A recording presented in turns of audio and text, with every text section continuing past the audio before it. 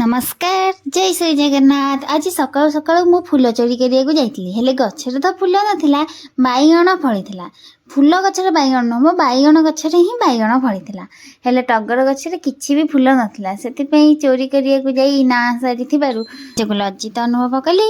आउ तापरे फेरी आसिकी छात ऊपर जे ड्रेस सुखाया बहाना रे टिके खराब होउथिनी।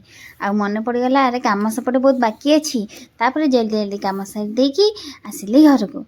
आज सकाळु सकाळु दीटा कारण मोर मन दुख था। प्रथम कारण हूँ फूल मत मिल नाला आ चोरी कर पार नी। आ द्वितीय कारण हूँ आपण मैंने मो वीडियो को देखुं हेले सब्सक्राइब करना कि लाइक दौना।